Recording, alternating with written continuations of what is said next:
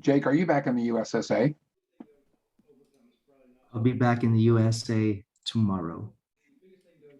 All right. That's a Beatles reference. Can you guys hear this? No. No. Okay, hold on. Oh, that's probably why. Okay, can you guys see it? Now we can. Yes. Okay. I would say that the biggest thing to overcome is probably not too different for anyone else. Is it sounds like a great alternative. What was the hardest thing to overcome? Because being in the multifamily industry for a while and maybe doing 1031s, or maybe you hadn't done any 1031s in regards to your syndications, what was the hardest thing to overcome for the Deferred Sales Trust? Because I know for me at Marcus and Millichap, this was like 11 years ago when I first heard about it. I'm like, I was selling multifamily deals, doing 1031s to clients, and we're like, what? This seems like too good to be true, or how is it really going to be work for me? What was the biggest challenge for you to overcome, David? And then what is it like now that the trust has been closed, and how's it working out? Yeah, so I would say that the biggest thing to overcome is probably not too different for anyone else. Is it sounds like a great alternative, but what's the catch, right? And I would say, the catch really is, number one, really understanding how it works and getting comfortable with it. Number two, I would say that the paperwork was pretty easy. We thought, you surrounded yourself with a good group of advisors, Robert Kelly, as well as Todd Campbell on the legal side. And so a good team that will take the time to sit down and have a phone call. In Robert's case, we met him for lunch, but a good team that really knows what they're doing. And so that's really helpful. I would say on what would be something that would be, and don't want to say it's a negative, it's just a learning curve, right? And that is taking that money and reinvesting it in deals, our own deals, right? It's a little extra paperwork, yes. However, it's worth it because you can take that money, delay avoiding taxes, and really be able to use that money tax-free, obviously, until there's some sort of a liquidation event, but grow that money, prior to paying taxes, just like kind of a self-directed IRA, right? It's really nice to be able to do that, and it provides us the ability to grow our business. Yeah, absolutely, 100%, right? And that's what we pride ourselves on, giving you some more access to capital, deferring the tax, right? Versus the 1031 exchange, which can be very kind of challenging. In 99% of the syndicators we work with do not 1031. They don't allow 1031 money in, nor do they do it out because it's just too complicated. But the Deferred Sales Trust is very, very flexible, and it allows each individual to kind of go their separate ways, and then to have their own Deferred Sales Trust to go back into more deals. And you can learn more about that at capitalgainstaxsolutions.com. That's capitalgainstaxsolutions.com. All right, everybody. Hey, welcome to the Mastermind. I'm excited for everyone to be here. We're on our 11th or maybe 12th now. I'm with my co-host. I'm Brett Swarts, by the way, for those who are meeting me for the first time, founder of Capital Gains Tax Solutions and a deferred sales trustee, a multifamily broker. And I'm with my co-host, Jake Miller, financial advisor extraordinaire, trainer of CPAs, a mind that I really appreciate because his mind complements mine well. So, Jake, how you doing today? Doing wonderful, having a great day, and happy to have the audience we have with us today. Absolutely. Yeah. Welcome, Clint. Welcome, Mike, Pierce, Catherine, and Warren. And we are going to have a really exciting mastermind today, in that we're going to be doing a live case study of a JV partnership with Warren and Catherine, by the way, here. But before we get there, I want to start with the vision of what we're here for and what we're trying to accomplish, what we're going to be covering. And so we always have our vision, our case study, deal close story of the week. And then we do open up for questions and or do like a hands-on training, which is kind of what we're going to do today. So Jake, you want to give kind of the vision for the Deferred Sales Trust and what folks who are maybe watching this for the first time can expect? Absolutely. So all those individuals out there who have highly appreciated capital assets, and that could be your home, that could be investment properties, that could be cryptocurrency, that could be money in the stock market. could be assets held by a business, or it could be your business itself. All of those items, when you're selling them, you face a large capital gains. Typically, we help people understand what their options really are with the Deferred Sales Trust, how they can actually take the proceeds of that transaction and roll it over into other investments and continue to reinvest and grow and snowball their asset with more money, because they're not having to chip away at it all the time by paying taxes in the interim. And so that essentially is what we help people do. Fantastic. And also we have Pierce, who's one of our strategic alliances. He is down in the Southern California area. He's a luxury realtor, and he's also a part of Capital Gains Tax Solutions. He's at one point we've been threatening it. He's gonna be taking over some of the podcasts as the duties for Capital Gains Tax Solutions are growing. So, but he's got to get a good quality Ethernet connection. So Pierce, the question of the week for you is, when are you going to get that strong Ethernet connection? You know what? I'm actually going to a group of investors' office right now to see if I can't make that work. Perfect. I'm on my way. I'm trying to figure it out. It's been a nightmare. You would have thought he's in the middle of Montana or Wyoming with, like, tough spots to get to the city. He's in Fullerton, he's in Irvine, he's in Newport Beach area. But that being said, Pierce, thanks for being here. All right, so let's move into the deal close story of the week. And let's chat all about the video you saw in the very beginning. That was David Sloan. He's a client of mine. See, David, he is like a lot of commercial real estate syndicators before they meet us. I like to say they're a part of the blockbuster transaction exit plan, right? Where they are so used to just doing the 1031 exchange. It's all they've ever really known. And David and his partner Jordan, who are both clients of mine, they own thousands of multifamily units, and they learned about the Deferred Sales Trust for the first time about 2 years ago. And very skeptical, very smart guys. In fact, David's an attorney himself, and they have a lot of limited partners that join them. They put the syndications together. They own properties in California and Arizona and Washington and they Texas, and they keep buying more and more properties. So we went through about a 3-month due diligence on the Deferred Sales Trust, having their CPAs look at it, going through every kind of possible scenario for them. And they decided to use the Deferred Sales Trust for the first time on the sale of a $20 million apartment complex in Las Vegas. And for them, what they were doing beforehand was they were either trying to 1031 exchanging, not having a good outcome for that, or they were just paying the tax. And so it was a pretty simple mathematical equation. Their biggest thing they had to get over was, is it legal? Can we trust the trustee? Can we trust the banks? Can we trust all where the money's flowing? And then second, which was, can we go ahead and invest in other apartment complexes that we like to buy? Because we're not in the business of just selling and having all the funds sit either liquid in stocks and bonds and mutual funds we're not as comfortable with, and or not being able to redeploy our capital is just where we really love to make our money. So they sold their first asset in Las Vegas, and they moved their GP interest into the Deferred Sales Trust. Their other LPs were able to just pay their tax. Part of why the LPs paid their tax is because their deals were smaller than the minimum deal size, which is $1 million net proceeds, $1 million gain. But unlike a 1031 exchange, the whole entity didn't have to move. Okay, this is part of what the Deferred Sales Trust is like Netflix versus Blockbuster, right? Because we don't have to have all the partners all agree.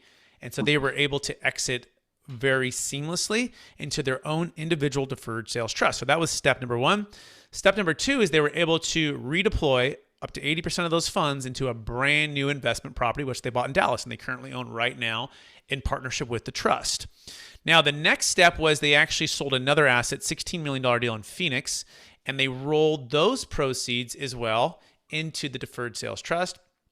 They have gone on to do, they're doing a third one, and that's actually closing in about 2 weeks. And I believe that's a $15 million deal. So the point of all of that is you can go back and watch the full episode of David's entire story from start to finish of the Deferred Sales Trust, but it's become transformational for him and his family because they're saving somewhere between 30 and 50% in capital gains tax and depreciation recapture on every single deal, right? And now they live in California as well. In fact, they're kind of in your area, Pierce. They're in Southern California. I met them down in, what's that place called? Something Kitchen there in in Dana Point, Newport Beach area, Irvine, something kitchen. It's a really nice restaurant. Anyways, maybe I'll come back with that next week. So that being said, Jake, any you want to pull out any nuggets there? Anything that you connect with there? It was interesting that it wasn't just a one-time transaction. And that is a question that we get every single client. I want to tell you that a lot of serial entrepreneurs that we're working with right now, the reason that they're so interested in this flexible financial tool called the Deferred Sales Trust is that it's not a one-time and done thing. It's something that can be used and can be coordinated with and can be something that helps their entire estate, their kids, their legacy, people that they care about. It's a multifaceted, multifunction thing. And that's something that helps address a lot of issues that people have, because it's rare that people only ever have one financial issue that they're concerned about. And so I just want to say that it's like a glove that just really fits really well, typically when things work out. Great point. Also, I want to also add they're delaying the income from the trust. So they're delaying it for a couple years. So they're already very high income earners living in California, making a very high income. And so on the Deferred Sales Trust, they're delaying the income from the trust. So not only does it defer the capital gains tax, but it's delaying the income tax, which in California, again, is very, very crucial because it's a high tax state. So excellent. Any other questions from anybody on that deal, or anything you want to pull in a little bit more? And that could be Clint, that could be Mike, Pierce, Catherine, Warren. Any other questions from anyone on that particular deal? Sweet. Awesome. I would ask Brett, in the conversations that you're having with them, I mean, what does the future look like? What are the future projects? Yeah. So for them, it's buying more multifamily when it makes sense. I mean, the other thing that's happening right now is they're having harder times finding deals. And again, the Deferred Sales Trust is beautiful because there's no 45-day window to identify, no 180 days to close. And so they're kind of pulling in their money and they're looking for value add properties outside of California. In fact, again, Texas is a big part. They look at Arizona, places that are very pro-business, pro-landlord, rents are growing, businesses are moving there. So that's exactly their strategy. They also did another couple other side deals with some other partners and some other, like one's like a business venture that from a friend of his who's an expert in that area. And so he did just a small amount. So he's diversifying a little bit. And then again, some of it's in stocks, bonds, and mutual funds. We have that 20% minimum requirement to see liquid investments. And so part of it's diversification, part of it's continue to do what they want to do, but doing it when it makes sense for them. Very Awesome. good. All right, great. So now let's move to the next part of the mastermind, which is the cryptocurrency market. And then we're going to do a live case study as well here with Warren and Catherine in just a minute. And so the cryptocurrency world, we're now up to 3 deals that have closed. In fact, Jake and I just closed this last one. It was a $5 million sale. If you haven't seen that full episode, you can go back a couple one. But that particular client, she worked for Google. She's now retired from her W-2 job. She bought cryptocurrency for around $30,000. And let me back up. She didn't buy cryptocurrency. She bought Bitcoin. Okay. In fact, she's only bought Bitcoin. That's the only thing she owns. Okay. She's a believer in Bitcoin. And it went to $50 million. Okay. But her biggest thing was she was looking for a way to defer the capital gains tax, not just to defer the tax. She also lives in California, to retire from the W-2 tech job, but to fund a new business startup with her college roommate.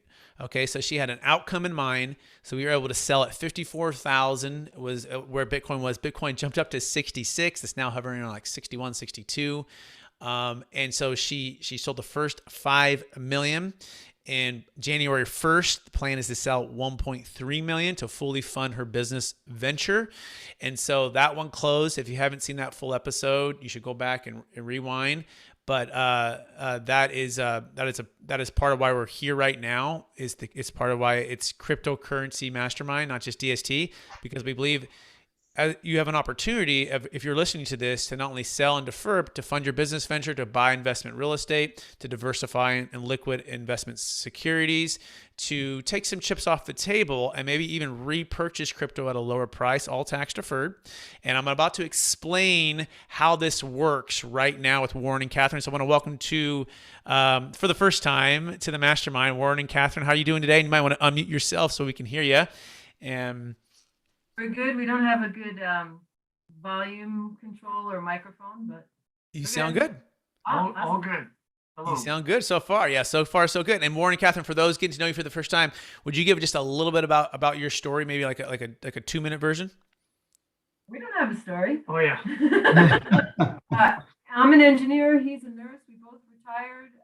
We both bought property throughout our lives, and then combined our properties, and we have a big Placerville property that we're in the process of trying to sell. What I miss?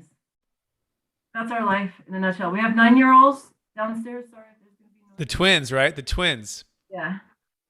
Mm-hmm. And you live in high state California, right? And he had sold, I think it was a duplex or a fourplex in Manhattan Beach, and then did a 1031 exchange into an apartment complex, 15 units in Placerville, which I actually have the pleasure of being able to list, and we are under contract right now to try to sell. So you want to talk about a little bit of that experience of being able to sell high in Manhattan, moving into, I think you bought it for about 1.2, if I recall, 1.2 in Placerville, and now potentially selling for 2.6.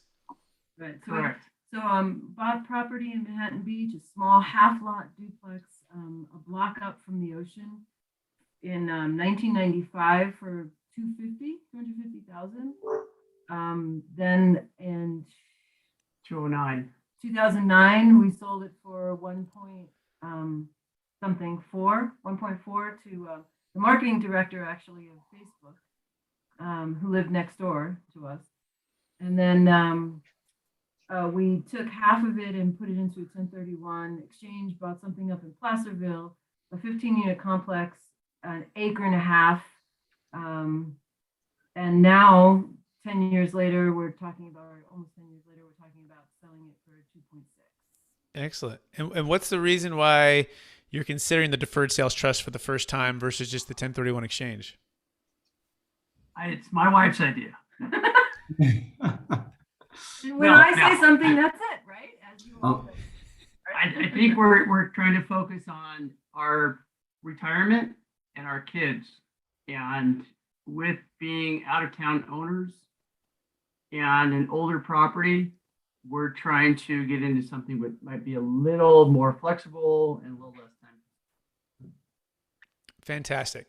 And as far as like, if you had a vision for where and how the wealth could be invested, and this is part of what we're going to dive into on this kind of this classroom setting here, and with some screen shares and Excel file and breaking down opportunities to buy.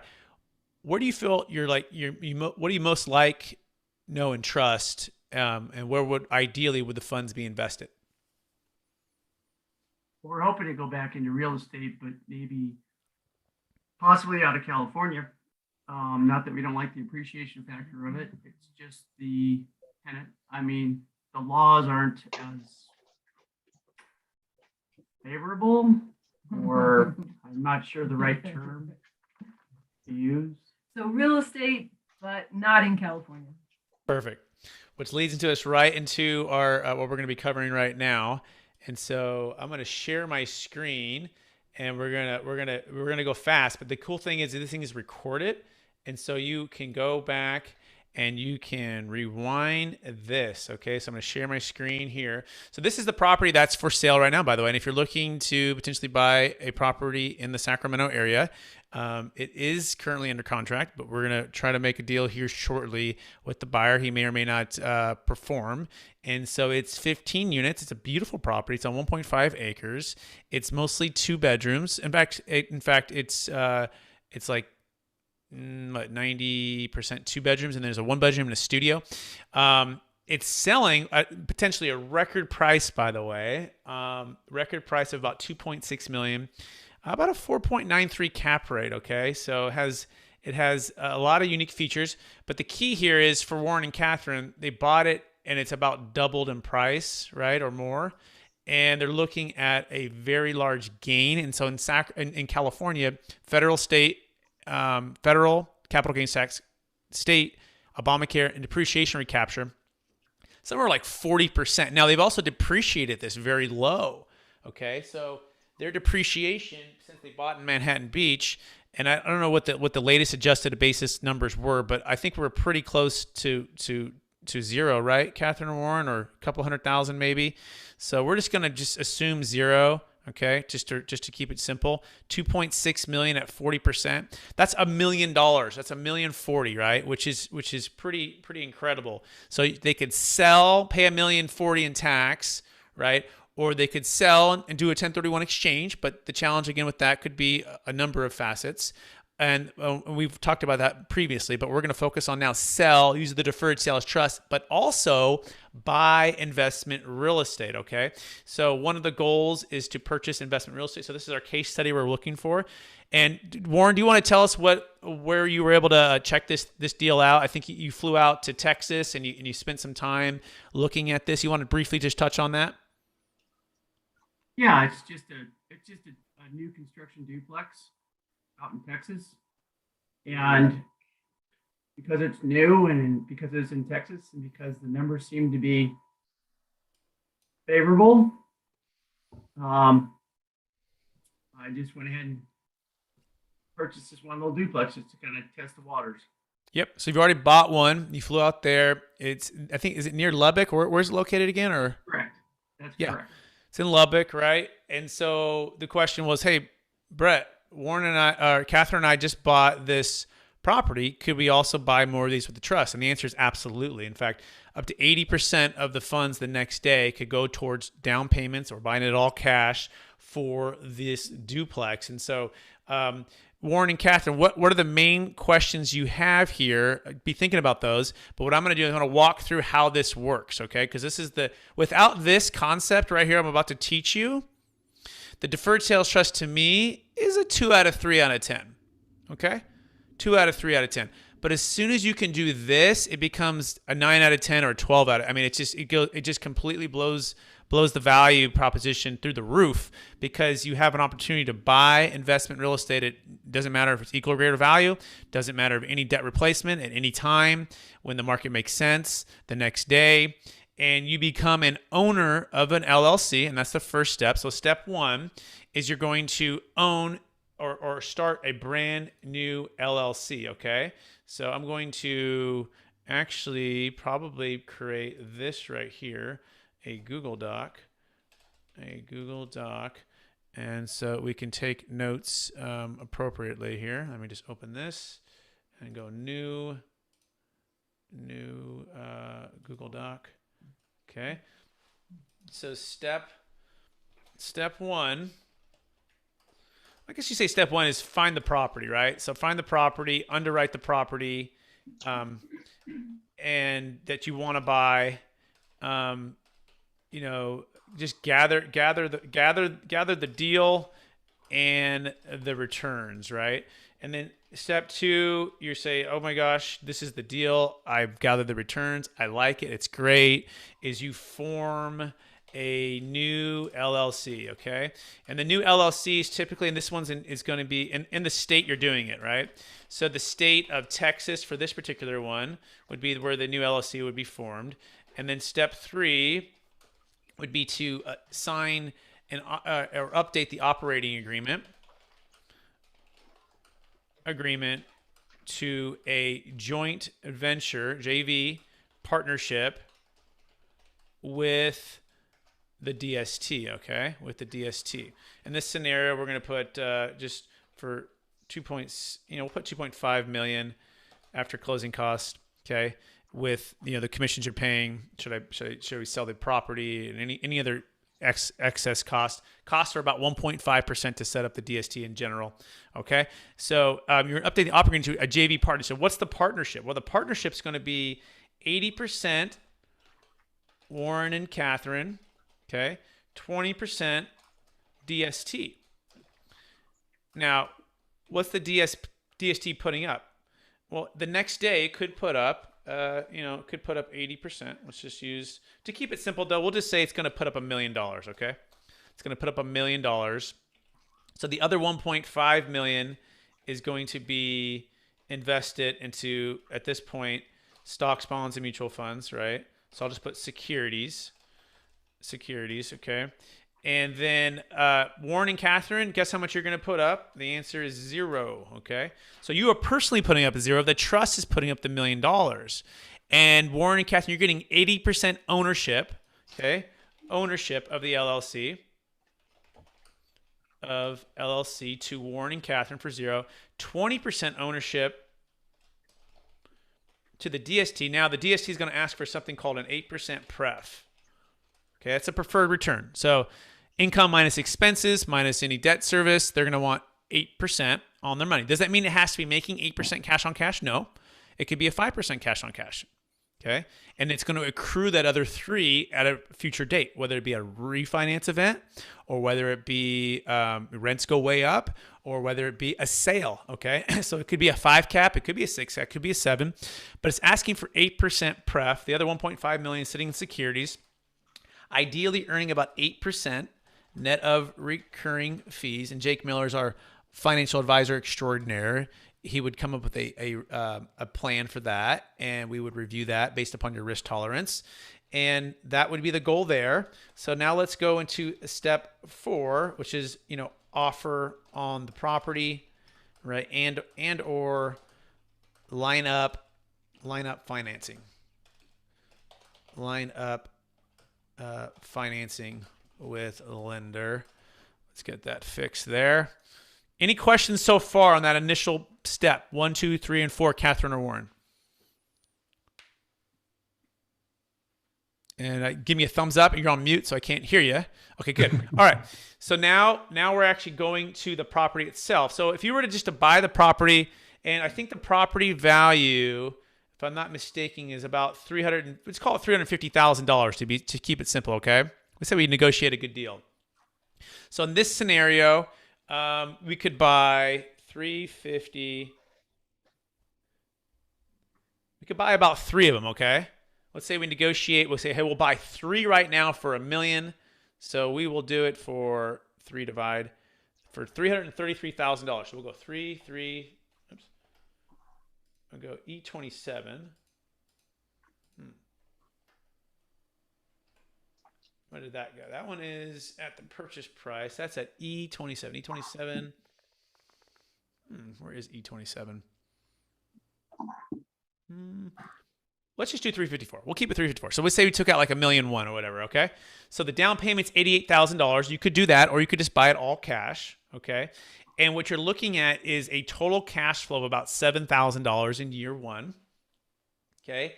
And so what would happen? Well, if we times that by 3, because we said we bought 3 properties, we're going to take 7,728 by 3. It's about 23,184. So we're going to come back over here. We got 23,184, right? Notice that this includes the loan payment, the taxes, the insurance. It covers the management expense, the estimated maintenance cost, okay? And it includes what the income, we think the income is going to be. But we're taking this and we're timesing it by 3 because we're assuming we're buying 3 properties, okay? So this is 3 properties. Now, if we could get it for $1 million, okay? If we could get it for $1 million for these 3 properties, and I know it's a little bit off because of the because we're going a little bit higher. 354. Let me just do the actual number. 354,900. Actually, let's do 3 times. So $1,064,000. Okay, so $1,064,000. So instead of this, we're doing $1,000,064. Okay, so we got to ask ourselves, well, what's an 8% pref on $1,064,000? So $1,064,000 at 8% equals 85,176. Okay. So 85,176. So you say, well, there's $23,000 is all that's producing in the given year, right? So we're short 23,184. So we're at $61,000. That's going to be accruing. So I don't want you to think of it as short. I want you to think of it as accruing. So this amount is accruing per year. And the rest of it, this $23,000, is going to pay the trust, going to pay the DST, okay, which then turn around and pays you. Okay, notice this 8% is typically how we also structure our notes. So I guess you could even say pre-close DST is structured typically at 8% compounding interest over 10-year period of time. Because remember, you're becoming the lender. Okay, so since you're the lender, it owes you the money over a period of time. And that's on the full, for your scenario, let's say the $2.5 million. Okay, so $2.5 million at 8%. Let's do that math on that one. So 2.5, 8%, that's $200,000. Okay, so end of year one, the DST pays you on this one. Okay, $23,184. So it pays you that. It owes you $200,000. Okay, so there's an extra about what, about 200,000, 23,184, 176. That's accruing. Okay, any questions there so far? And you can unmute yourself too, so I can hear you.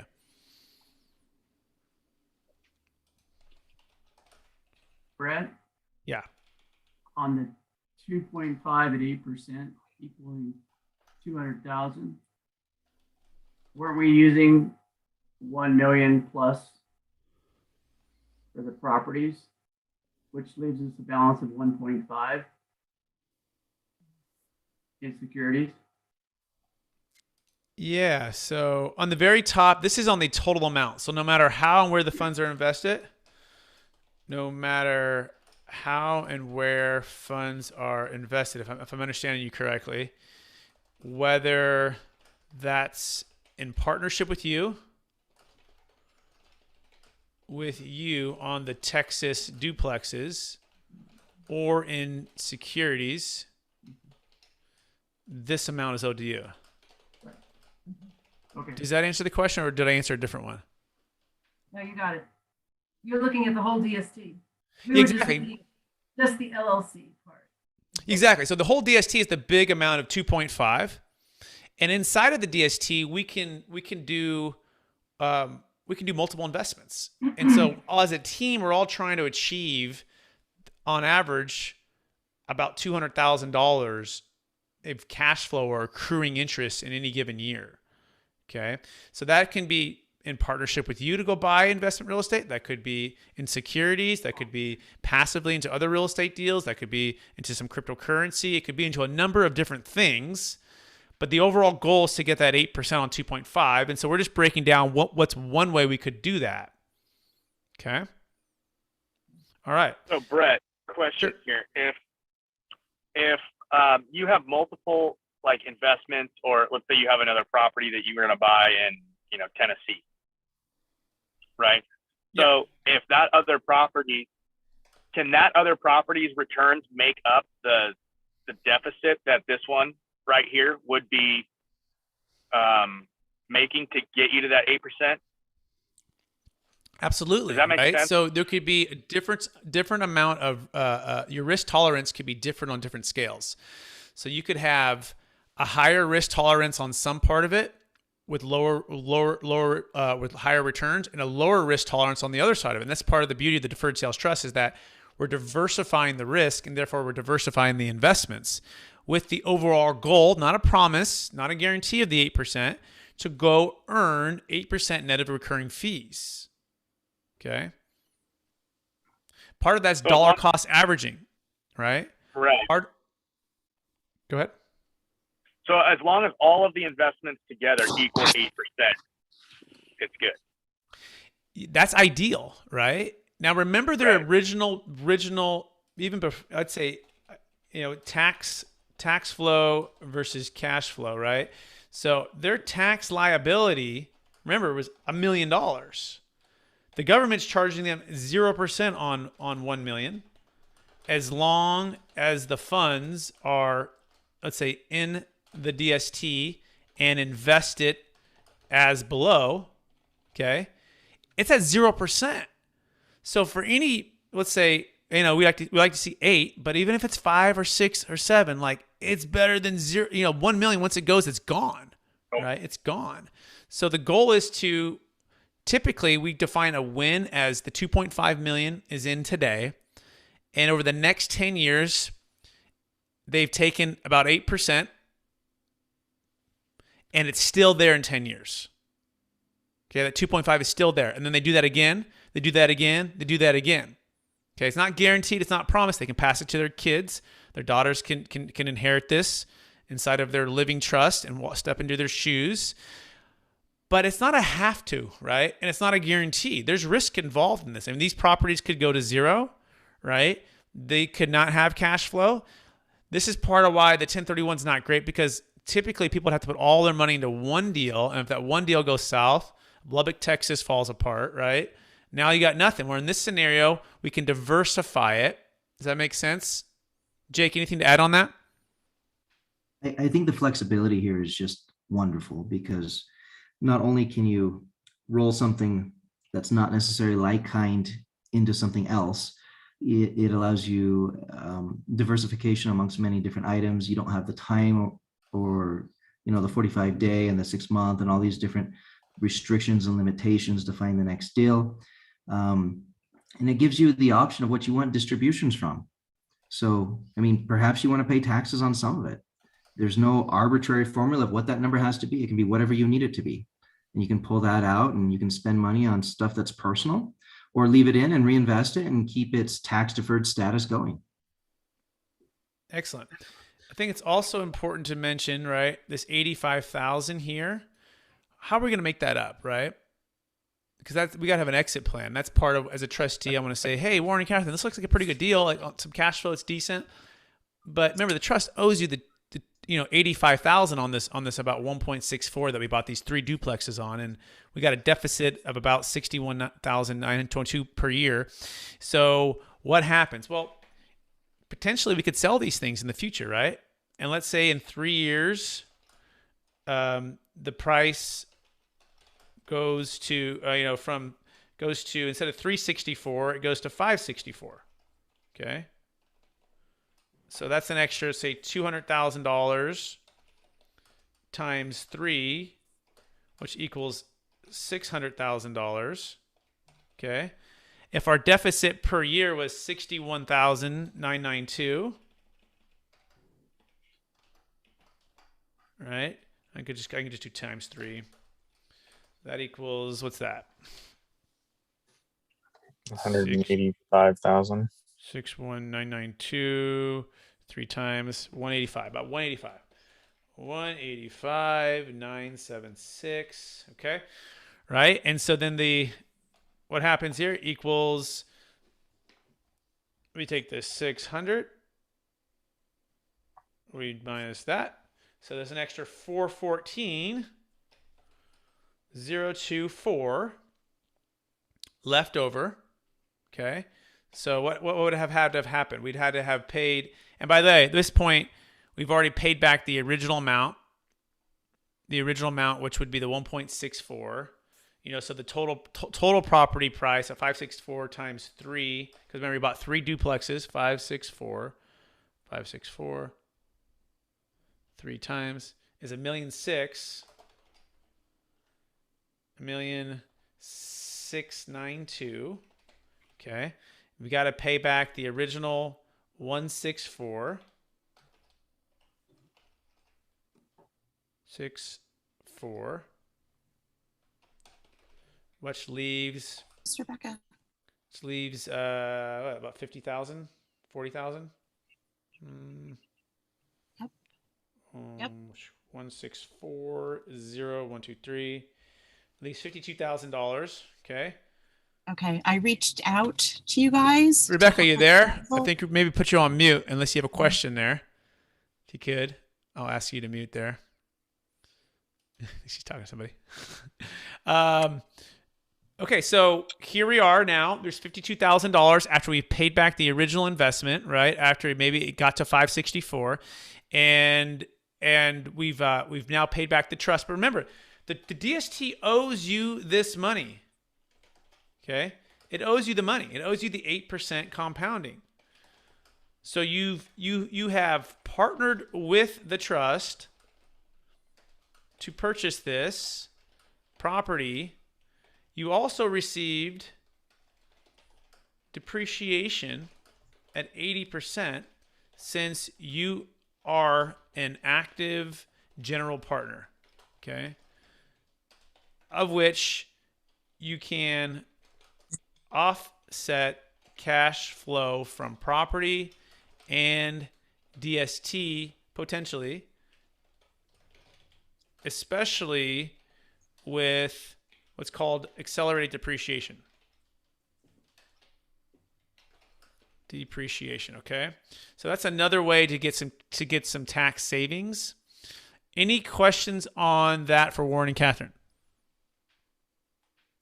So, bottom line, what we were hoping is to find a piece of property or a couple of pieces of property.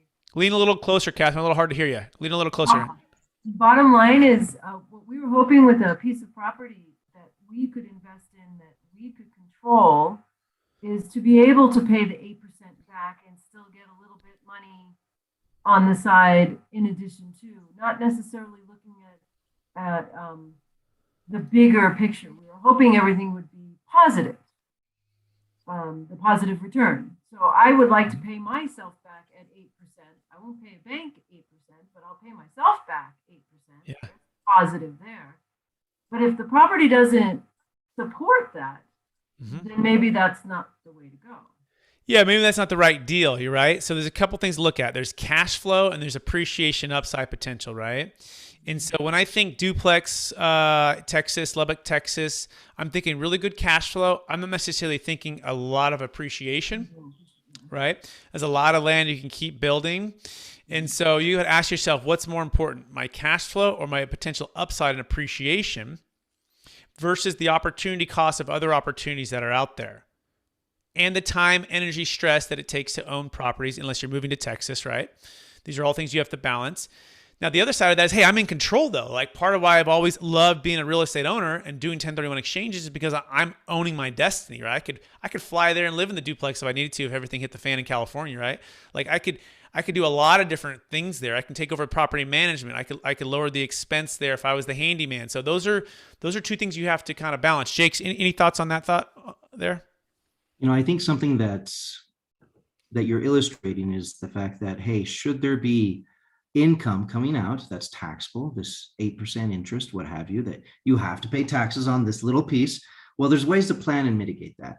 One of those you illustrated very well through depreciation. I think, though, that, you know, in addition to that, being a real estate landowner, there's the Augusta rule, and there's several other strategies that are proven and tested that can also help you in that scenario as well. And so just because, you know, we solved the problem of today, which is this really big transaction of some big sell, doesn't mean that we can't also help you. And this is part of what Brett and I do ongoing, is that we assist you moving forward, making wise tax decisions, wise investment decisions, and we help you manage your trust.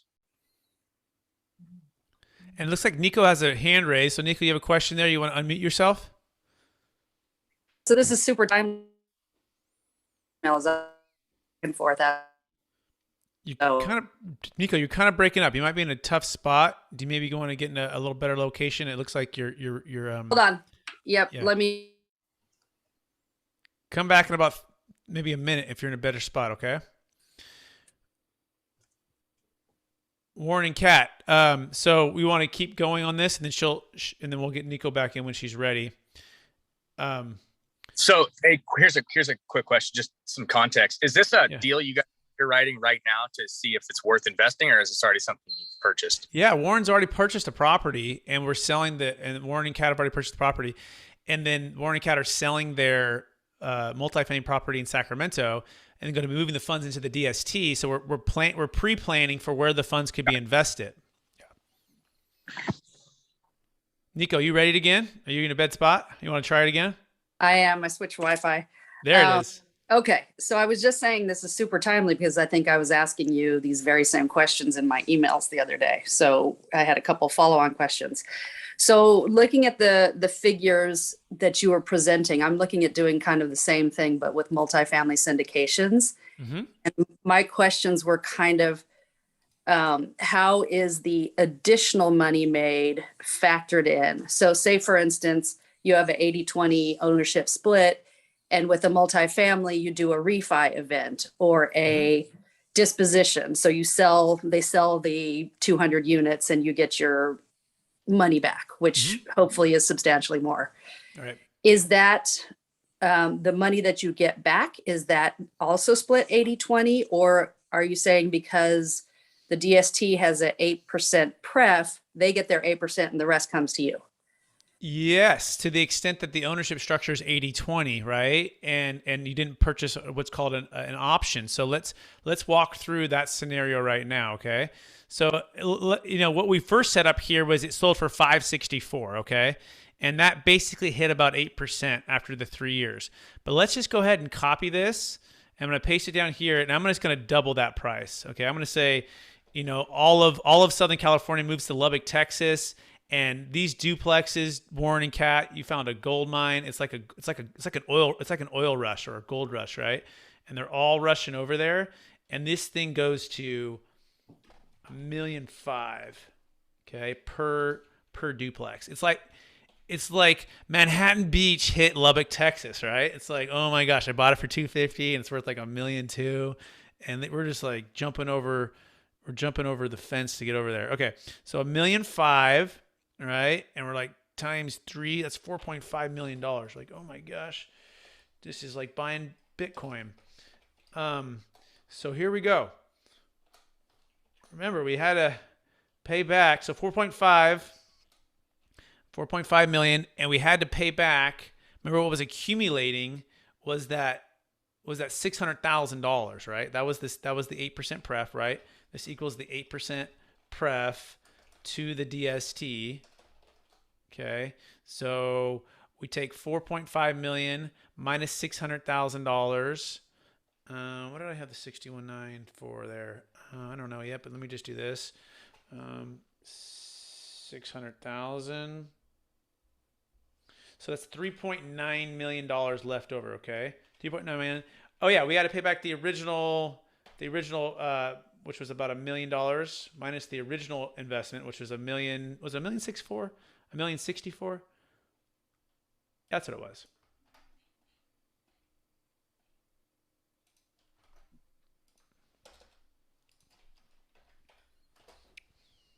$1,640,000.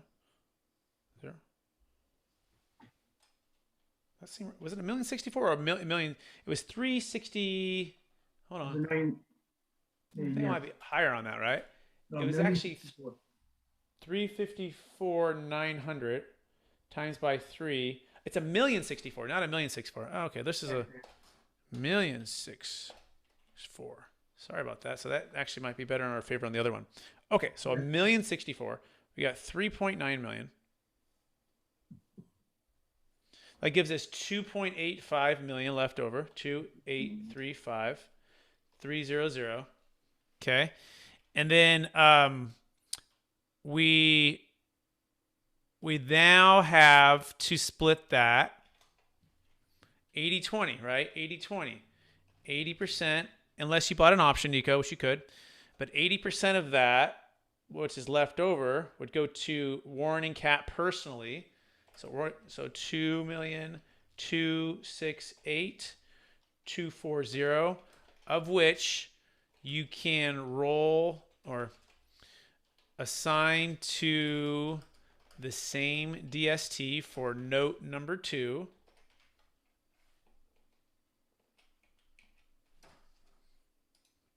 Okay. 20% goes to DST. So the 20% of that, 2,835,300, boom, boom. is 567 060 goes to the DST unless option was purchased up front to carve out 98% of the upside, which would then pay out 2835 times 98%,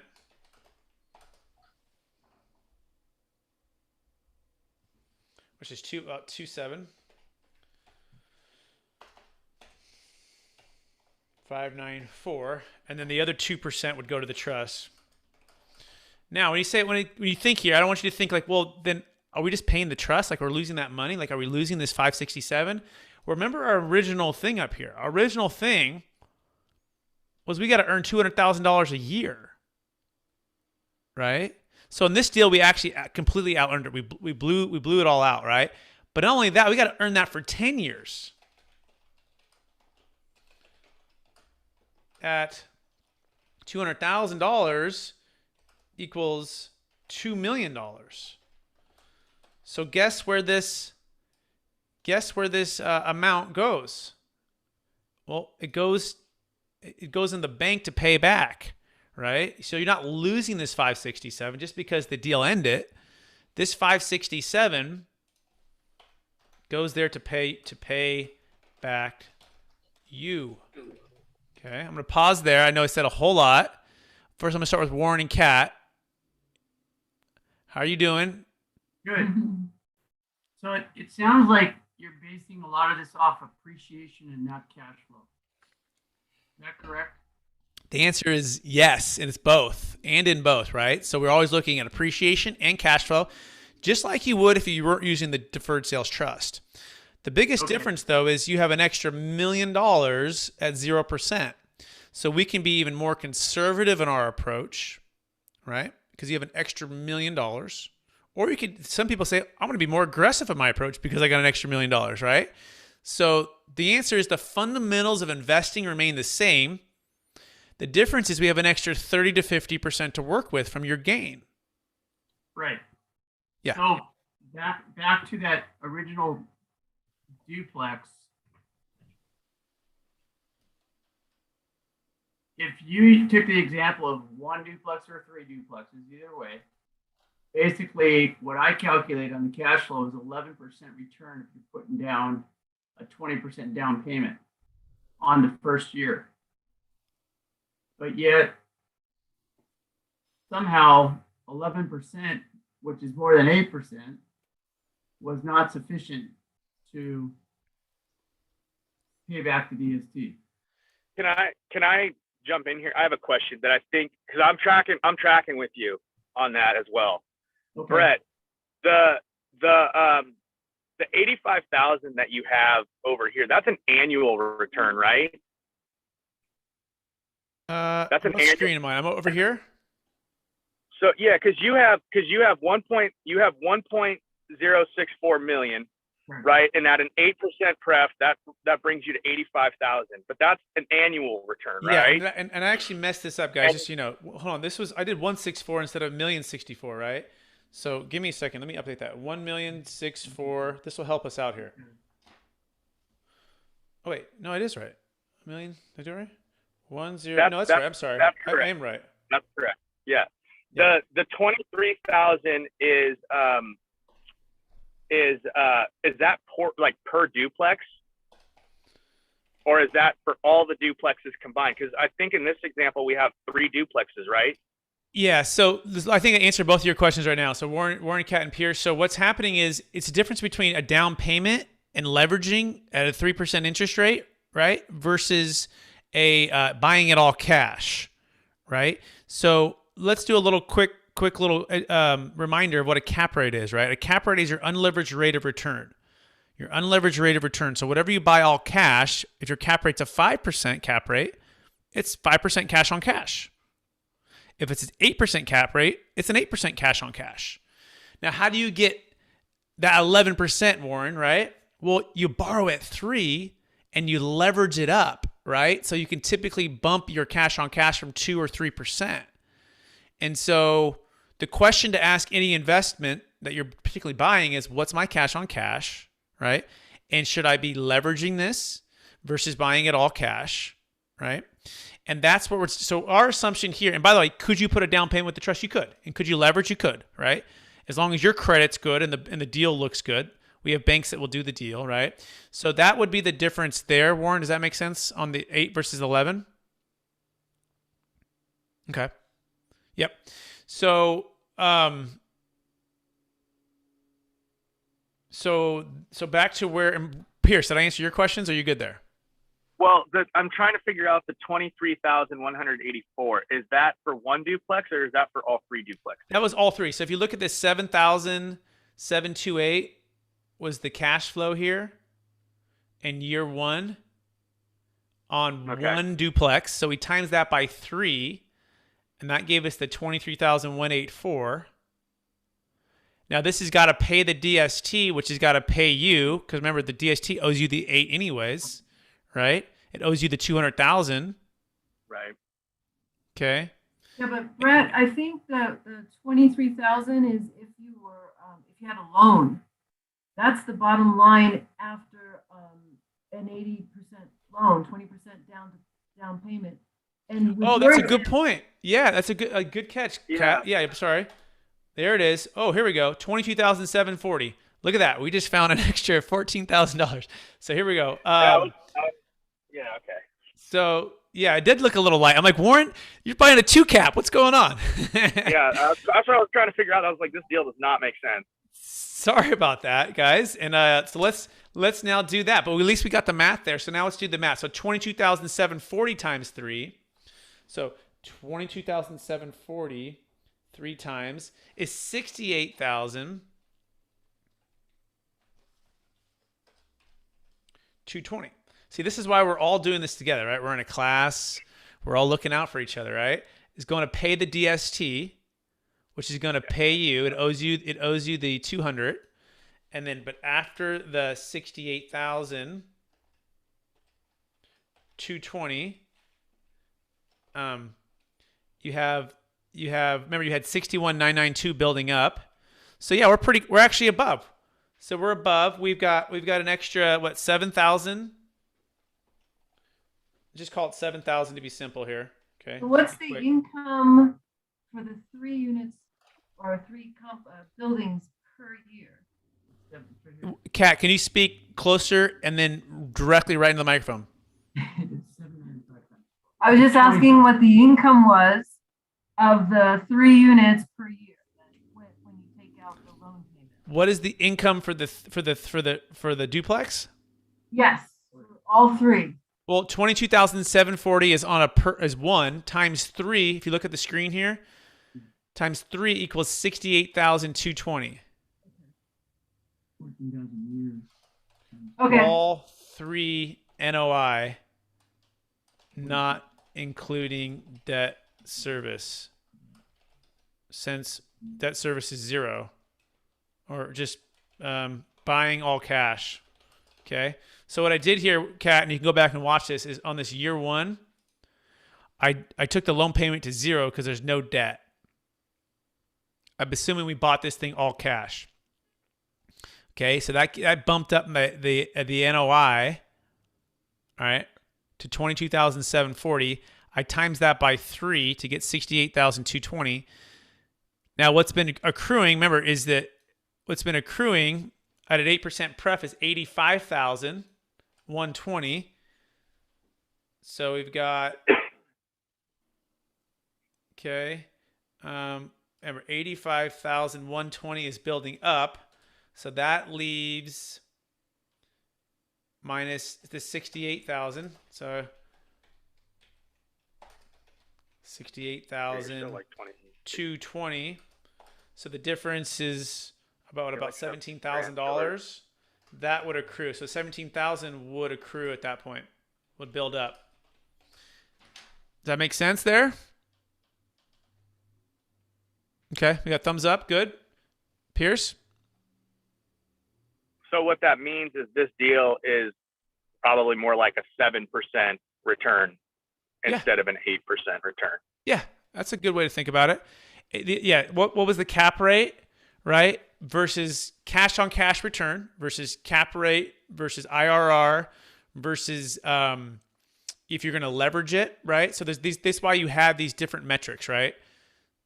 So, but yeah, I would say it's around a 7 or 8, and then you bank on some appreciation, but you get the depreciation by buying it yourself. So Nico, Rebecca, Clint, any questions on that? I'm going to open it up for you guys too. No, but I think you were answering my next question was, could you roll over proceeds back into the DST so you don't have to pay taxes on those? And it sounds like you could without creating a new trust. You just do a note within that trust. You got it. And also too, by the way, this cash flow, remember the DST, it doesn't have to pay you right away, right? So Warren and Kat living in California, they may or may not want the income right away. And let's assume they didn't need or want the income. This amount of money, the $68,220, which is paying the trust back first, right? Well, it can just sit in the trust. So that means your overall adjusted gross income, Warren and Kat, is $68,220 less, which in California can be as high as 25, 30, 35%. Okay? So that's the second part of the ROI, which is deferring the income tax off a property that you own. And remember, you got 80% of the depreciation on this. Let's do a quick math on that. If you bought the properties for $1,064,000, right? If you do some what's called accelerated depreciation,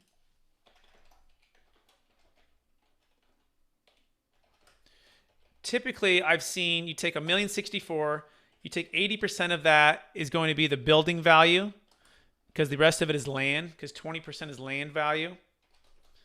And then from that, you're going to get about 25% in year one. So quick math.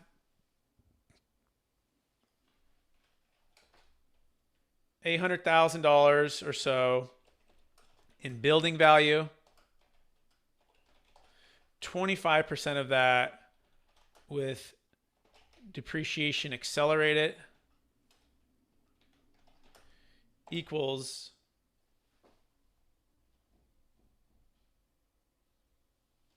$200,000 of depreciation. Now, that's the total amount. You're 80% owner of the LLC, right? So you could depreciate. You could use that depreciation, 80% of that depreciation. So what's 80% of $200,000?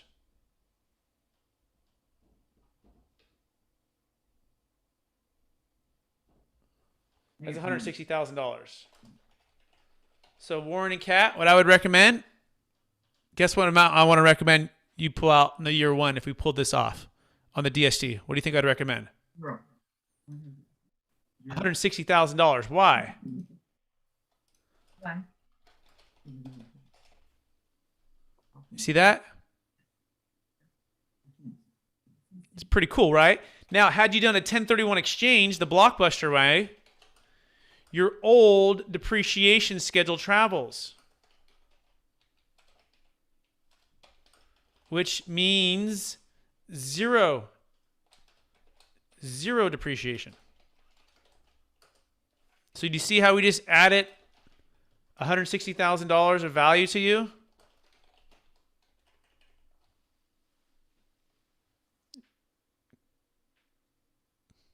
Does that make sense? This is the most powerful part of all of this right here.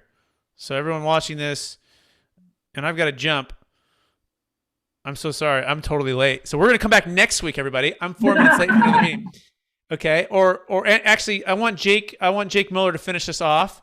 I'm going to jump out, by the way. I'm so glad everyone joined. Please invite someone next week. We're over time anyways.